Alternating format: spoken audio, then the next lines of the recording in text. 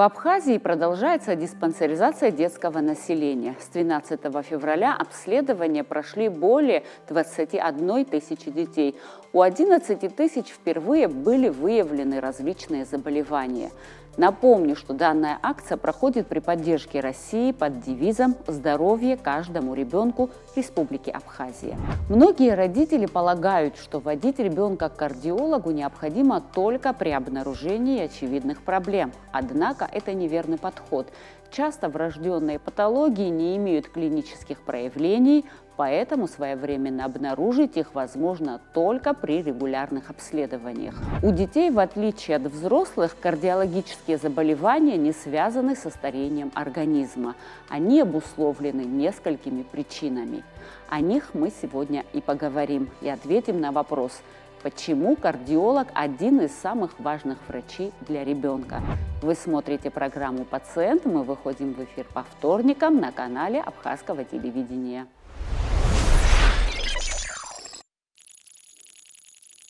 Когда нужно идти к детскому кардиологу? Что такое врожденный порок сердца? Угрожает ли порок сердца жизни ребенка? Эти и другие вопросы мы будем обсуждать сегодня. И для этого мы пригласили к нам в студию врача высшей категории, детского кардиолога, кардиохирурга, кандидата медицинских наук Марата Тараяна и работника Сухумской детской больницы, детского кардиолога, функционального диагноста Ирину Олеговну Бондареву. Здравствуйте. Добрый вечер. Наверное, начнем с диспансеризации, подведем предварительные итоги. Марат Владимирович, вы сегодня проводили диспансеризацию в 5-й школе. Сколько детей вы осмотрели? Какой процент уже осмотрен в общем? И как часто встречаются детишки с проблемами сердца? Проект, который мы здесь представляем, он, в общем-то, беспрецедентный и грандиозный на территории страны Абхазии. Цель которой Народный фронт и Минздоровье детей осуществляет на территории Абхазии, это диспансеризация всего детского населения Абхазии, который насчитывает на сегодняшний день около 30 тысяч детей. Программа работает здесь с февраля месяца, и осмотрено уже практически 3/4 населения, это около 25 тысяч детей. Наша, так скажем, финиширующая ее часть, которая должна закончиться, видимо, к концу мая, будет за это время осмотрено еще 6 тысяч деток в возрасте в основном от детских садов до старшеклассников, 11 классов.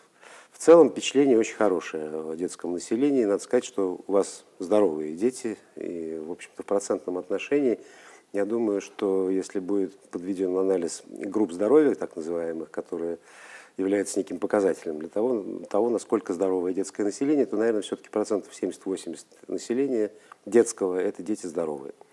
Что касается моего сегмента кардиологического, в общем-то, есть общепринятая статистика, которая на сегодняшний день говорит о том, что пороки сердца – это наиболее часто встречающиеся пороки развития среди многих прочих пороков мочеполовой системы, заболеваний желудочно-кишечного тракта, аномалий развития головного мозга. И, в общем-то, число это оно приблизительно для всех категорий населения и анклавов жителей приблизительно одинаковое. Это от 1 до 5 случаев на 1000 детского населения. Соответственно, при наличии 30-тысячного детского населения мы имеем сравнительно небольшой, так скажем, процент пороков развития сердечно-сосудистой системы, не более 30-45 случаев в год. Наверное, Ирина Олеговна эту цифру знает лучше, она с этой популяцией работает достаточно давно уже, но я думаю, мы не ошибемся. Вот как-то так. А сколько детей вы сегодня осмотрели? У нас, в общем-то, я не могу сказать, что это план, но в среднем школа, в которой мы на сегодняшний день работаем, это Сухумская школа номер 5, там около 1000 детей. Начали мы осмотр в понедельник, вот сегодня финишировали, в среднем до 200 детей в день через нас проходит. А Ирина Олеговна, насколько я знаю, у нас в республике не было детского кардиолога до определенного времени, до сентября месяца. С сентября месяца у нас появились вы работаете в республиканской детской больнице. Я знаю, что вы до этого работали в Москве. Как вы попали в Абхазию? Да, это так. В сентябре месяце я переехала жить в город Сухум, потому что у нас семья врачей. Мой муж имеет гражданство абхазское, он местный. Мы решили переехать сюда. Он врач-кардиохирург, аритмолог, работает в республиканской взрослой больнице на отделении сердечно-сосудистой хирургии. Я детский кардиолог, да, занимаюсь именно детским населением. И с сентября мы приехали сюда трудиться, да, так как кардиология в Абхазии не обследована, потому что, да, специалистов такого узкого профиля здесь не было. И поэтому сейчас, благодаря диспансеризации, которую проводят российские врачи, мы работаем вместе, да, так как у меня идет второй этап до обследования.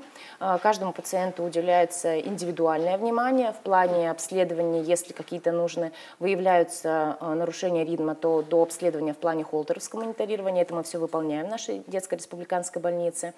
Ну и стараемся обследовать всех деток в плане кардиологии. Вы работали вместе, вы Да. старые знакомые, скажем Мы боевые так. товарищи, можно так сказать. Мы работали в городе Москва, в Московском областном исследовательско-клиническом институте имени Владимирского на отделении детской кардиохирургии. Марат Владимирович был оперирующий кардиохирург, мой заведующий моего отделения. Мы вместе трудились, да, и мы занимались только детками с врожденными пороками развития, с нарушениями ритма. И у нас суть нашего отделения были именно оперативное лечение, помощь оперативного. Да, вот мы много лет уже знакомы. Да. Да, здесь А и тут еще в Абхазии встретились благодаря диспансеризации. Какие заболевания сердца у детей чаще всего встречаются по статистике? Есть какая-то мировая статистика, может, статистика в Российской Федерации? Ну, она приблизительно везде одинаковая. То есть структура всех заболеваний сердца и сосудов у детей, она складывается из того, что, наверное, самая понятная из нее часть – это врожденные пороки сердца и магистральных сосудов. Она составляет, наверное, приблизительно 2/3 от всех заболеваний сердца и магистральных сосудов и периферии у детей. Следующее – это, наверное, 1/3 приблизительно нарушение ритма и проводимости сердца. И, наверное, 1/3 – это различного рода метаболические нарушения, воспалительные изменения самой сердечной мышцы, миокардиты, кардиопатии. Вот как-то так, я думаю, что здесь для небольшого анклава жителя, наверное, те же самые цифры, просто в меньших объемах, гораздо меньше. Многие родители полагают, что ходить с ребенком к кардиологу необходимо только при обнаружении очевидных проблем. Это заблуждение? Да, конечно, это заблуждение. При каких обстоятельствах нужно обращаться к врачу, если ребенка даже ничего не беспокоит, и есть ли какой-то определенный график посещения кардиолога? Да, конечно, потому что у нас, в принципе, да, всегда идет диспансеризация каждый год деток. Неважно, беспокоит что-то ребенка или нет.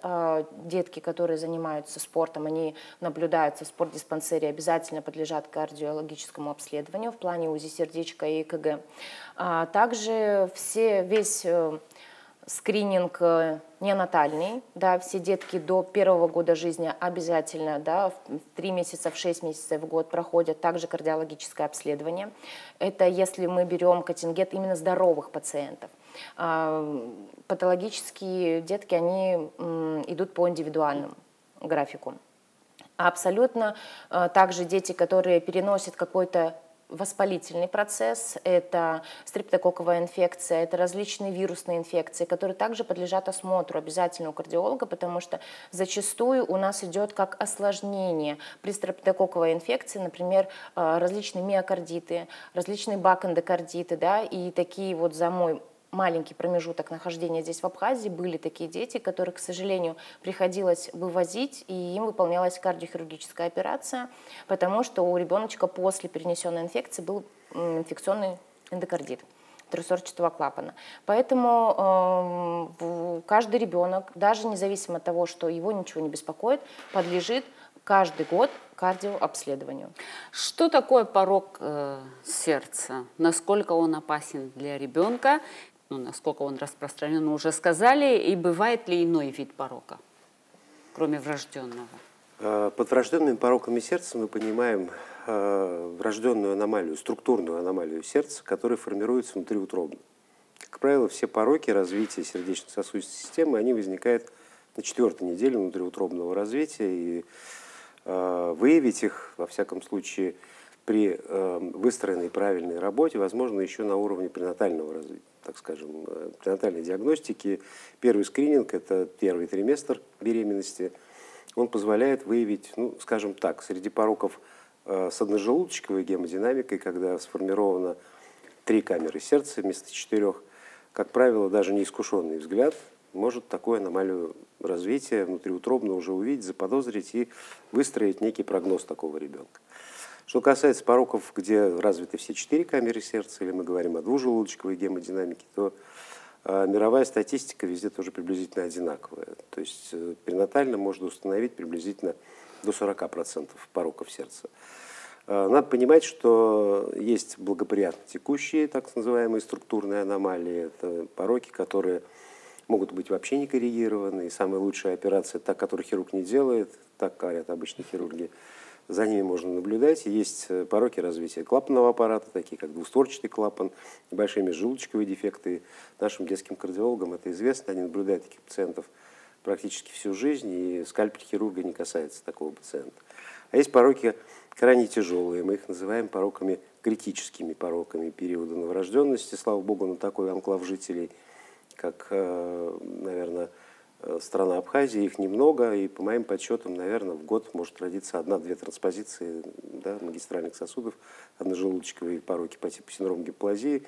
Вот даже для большого анклава жителей, таких, ну, скажем, московский регион, где нам пришлось работать, мы в год имеем около 200 пороков критических период новорожденности. Эти дети должны быть оперированы в первые сутки, ну, месяц жизни.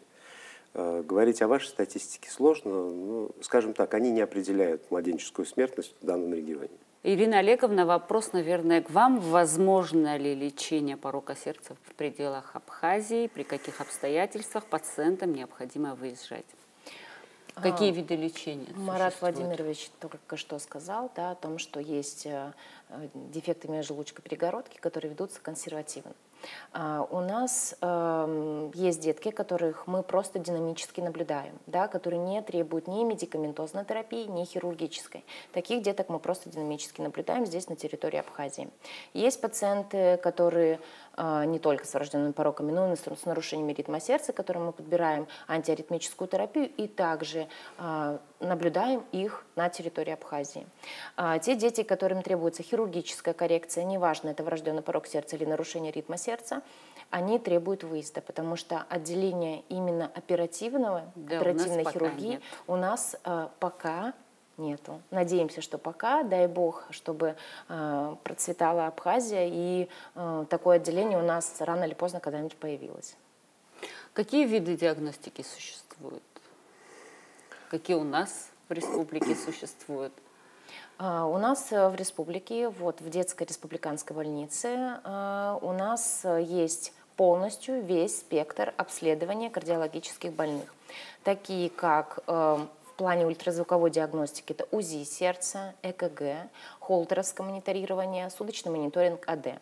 Все, что нам позволяет оценить не только анатомические структуры сердечка, но и проводящую систему. В принципе, мы все в плане обследования можем сделать на территории Абхазии.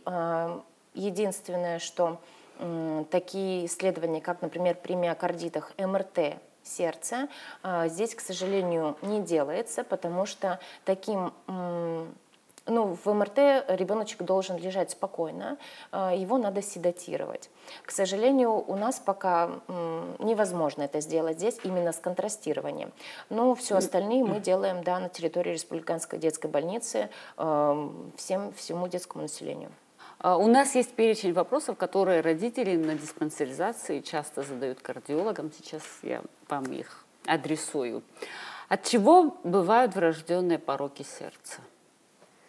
Сложный очень вопрос. На самом деле его нередко задают родители, потому что бывает так, что в семьях подобного рода, ну, несчастье, скажем так, да, иногда бывает, мы сталкиваемся с семьями, в которых дети погибали уже на ранних этапах внутриутробного развития, погибали в первые месяцы жизни.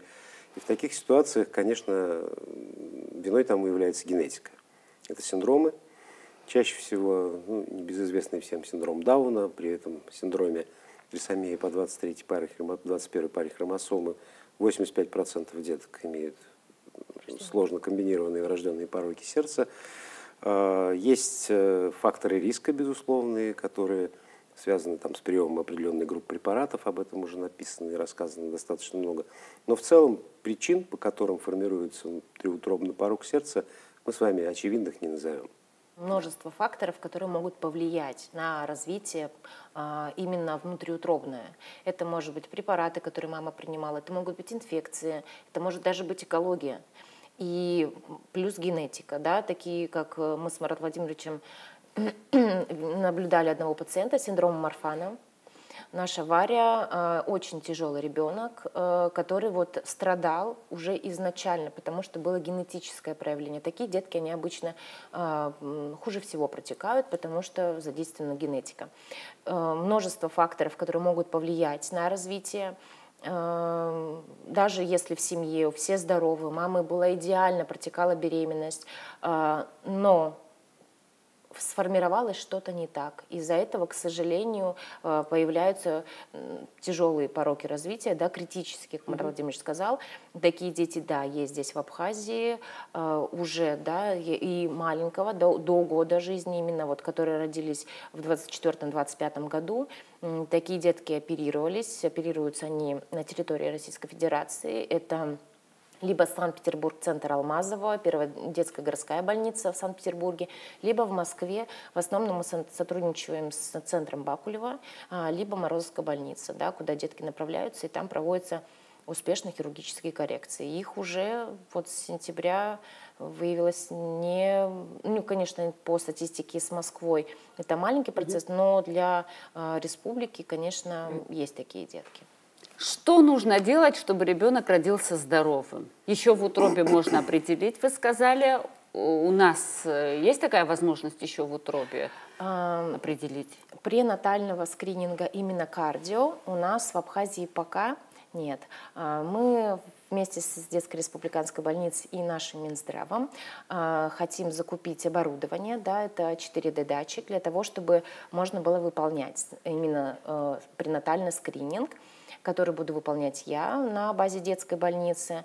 Дай бог, чтобы тоже все сложилось, и уже будет проще, чтобы вот действительно те детки, которые имели критические пороки, уже пренатально выезжали в Российскую Федерацию для того, чтобы можно было провести хирургическую коррекцию именно в первые сутки жизни.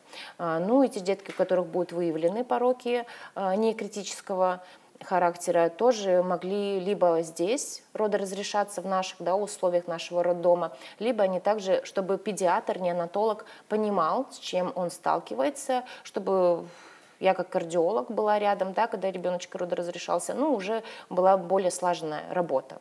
Ну вот, очень надеемся, что Минздрав нам закупит 4D-датчик, на это. И мы будем выполнять. Так, что нужно делать, чтобы ребенок родился здоровым? Я думаю, что этот вопрос больше, конечно, к детским кардиологам. С моей точки зрения, вообще любой здоровый образ жизни в семье – это целая программа. Да? Ведь почему говорят, отболеют дети? Почему много, кстати, для вашей популяции деток я вижу полных малышей, таких с элементарным ожирением, и есть дети, занимающиеся спортом, но здесь я понимаю, что в кавказских семьях всегда любили детей баловать. Вот. Но, наверное, это и есть та самая история, когда здоровое население начинает формировать свою программу в жизни еще в детстве. Поэтому формула, она одна. Это правильный здоровый образ жизни. Задает вопрос родительница. У моего ребенка открытое овальное окно. Это опасно? Ирина Олеговна, это опасно? Это опасно? Открытое овальное окно, как и открытый артериальный проток, это фетальные две коммуникации, без которых внутриутробно ребеночек бы не развивался. Когда ребеночек рождается, мы позволяем году жизни закрыться этому открытому овальному окну. Даже если оно не закрылось после года, динамически мы наблюдаем, да, смотрим, как оно уменьшается с тенденцией к закрытию. Самое главное, что гемодинамически оно незначимо. Оно сердечку не мешает работать. Нет нарушения гемодинамики, поэтому оно не опасно. Еще один конкретный вопрос. У моего ребенка ЭКГ показал синусовую аритмию. Что делать? Это норма. Ничего не делать. Это вариант нормы. Шумы в сердце. Опять-таки, что делать? Есть несколько разновидностей шумов. Есть, например, хардальный шум, доброкачественный шум, не причиняющий вреда здоровью. По-другому мы его даже кодируем. В зависимости от локализации этой хорды, да, шум более интенсивный, либо менее интенсивный. Есть патологические шумы, да, которые нам сообщают, педиатрам сообщают, да, когда педиатр на первом осмотре, либо неонатолог смотрит ребеночка и слышит патологический шум, конечно же, он направляет детскому кардиологу. И мы уже по тому, какой шум, понимаем, что мы увидим, какую картину мы увидим на УЗИ, да, и какой порог мы увидим. Поэтому есть патологические шумы, есть доброкачественные шумы, которые не причиняют никакой вред. Это не страшно, просто это говорит о том, что нужно пройти обследование, выполнить УЗИ сердечка, да, и уже доктор-кардиолог, который выполнит УЗИ, вам расскажет, какой это шум. Вопрос задает обеспокоенная мать. Мой сын-подросток много времени проводит за компьютером. Это может навредить сердцу? Прямой причинно-следственной связи, безусловно, нет. Здесь, скорее всего, страдает нервно-психическая сфера.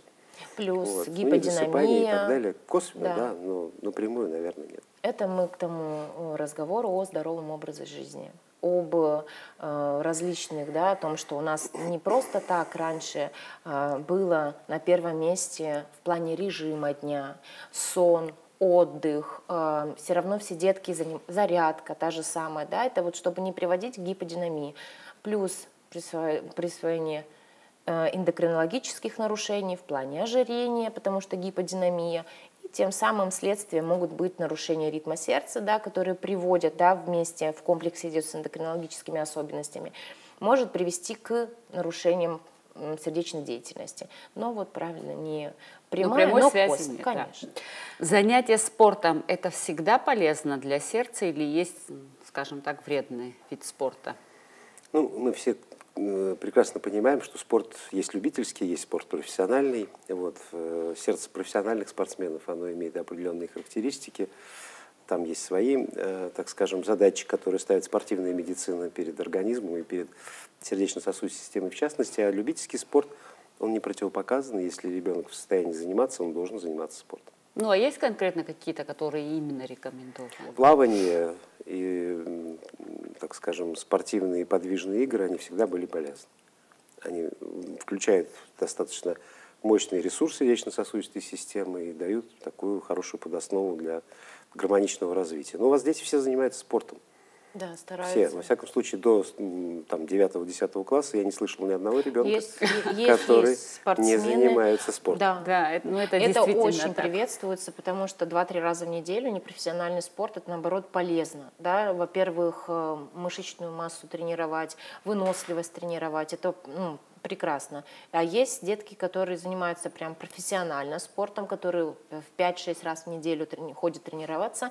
Конечно, вот как Марат Владимирович сказал, спортивные сердца, да, у них есть свои особенности в плане дисфункции синусового узла, в плане брадикардии, но такие детки тоже наблюдаются. Им не противопоказан спорт, просто это вот их компенсаторная такая реакция организма на сильные физические нагрузки, но динамические наблюдения обязательно тоже, не просто так существует спортдиспансер. Что такое нарушение ритма сердца? Как его лечить? Нарушение ритма сердца – это наша, есть у нас врожденные пороки сердца, это когда нарушена анатомия сердца. А нарушение ритма – это когда нарушена проводящая система сердца, да, наши импульсы сердечные. Лечить также есть динамическое наблюдение, когда не требуется ни антиритмиков, ни операций. Есть нарушения ритма, которые мы можем назначить антиаритмическую терапию, да, и понаблюдать за пациентом, как он будет себя вести. Есть нарушения ритма, которые требуют только хирургической коррекции в плане радиочастотной абляции, либо имплантации ЭКС. К сожалению, пока у нас на территории Абхазии не делаются такие операции. Вот мой супруг, он аритмолог, электрофизиолог, который занимается такими пациентами с нарушениями ритма сердца именно в плане хирургии, потому что он оперирующий хирург. Я как кардиолог их наблюдаю до операции, после операции, подготавливаю их к операции. Были дети с нарушениями ритма сердца уже вот за этот промежуток времени, пока я здесь работаю, и они были направлены в Москву на оперативное лечение. Есть детки, которые требуются до обследования, даже в плане ЭФИ, который мы пока здесь тоже не делаем. Ну и вот в плане до обследования, конечно, требуют, там в Москве их уже полноценно обследуют, делают ЭФИ, выставляют показания к операции и оперируют. На что нужно обращать внимание молодым мамам, чтобы не пропустить возможные проблемы с сердцем у ребенка? Ну, здесь каких-то симптомов так визуально нету, я так понимаю. Симптомов визуальных нет, безусловно, так скажем. Понять, что у твоего ребенка неблагополучие со стороны сердца, ну, как правило, наблюдательные и любящие мамы, они замечают это сразу. Ребенок плохо прибавляет в весе, ребенок испытывает затруднения при кормлении. Это основная нагрузка физическая, я подчеркиваю, которую испытывает малыш. То есть съесть бутылочку там, молока весом 150-200 грамм, это аналогично тому, что сделает человек, если он поднимется на 7-8 этаж. Человек, который имеет, так скажем, проблемы с сердечно-сосудистой системой взрослый, он на 8 этаж без одышки не поднимется. Такая же ситуация возникает с малышом. Это прерывание кормления, начинает потеть, задыхаться, хватать воздух ртом. Ну, в общем, есть ключи к распознаванию ситуации. Обычно грамотные педиатры и кардиологи родителям объясняют, что на что нужно обратить внимание, если у вашего ребенка порог сердца. Но также при нарушениях ритма это будет синкопальное состояние, обморочное состояние, когда детки даже в покое, да, не при физической нагрузке будут жаловаться о том, что у них темнеет в глазах, они теряют сознание. Но это в любом случае, да, звоночек о том, что нужно сходить к кардиологу, да, провериться. Плюс детки могут жаловаться на тахикардию. Да, маленький ребенок не может, не умеет правильно трактовать свои жалобы. Даже и взрослые иногда неправильно говорят, да, не могут высказать свои жалобы.